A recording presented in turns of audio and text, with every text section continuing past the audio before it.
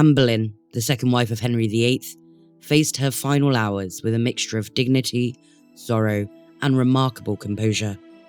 Condemned to death on charges of adultery, incest, and high treason, Anne's sentence was commuted from burning to beheading by her husband.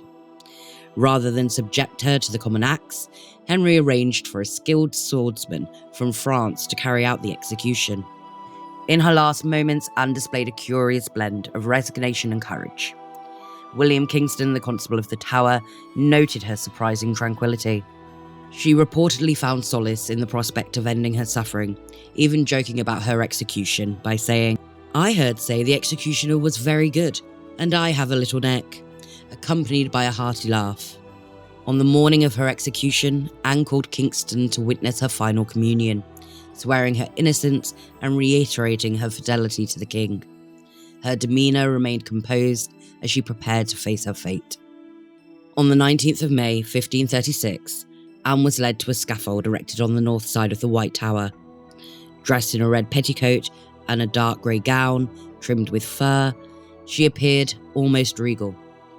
Accompanied by 2 female attendants, Anne made her final walk, displaying a devilish spirit and seeming as if she was not walking to her death. From the scaffold, Anne addressed the gathered crowd, exuding grace and strength despite her dire situation. She refrained from blaming anyone for her fate, instead praying for the king and asking for the crowd's prayers.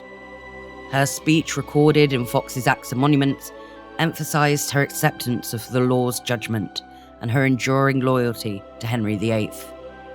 Anne's mantle was removed and she tucked her hair under a coif, preparing for the end. She knelt upright in the French style of execution and repeatedly prayed, "Jesus, receive my soul. O Lord God, have pity on my soul." With a single swift stroke, the executioner beheaded Anne Boleyn. The execution was witnessed by several prominent figures, including Thomas Cromwell and Charles Brandon. Thomas Cranmer, who'd been Anne's only supporter in the council, was overwhelmed with grief, believing Anne had ascended to heaven. Anne was buried in an unmarked grave in a chapel within the Tower of London. Her remains were identified during a renovation in 1876 and reinterred in a marked grave the following year.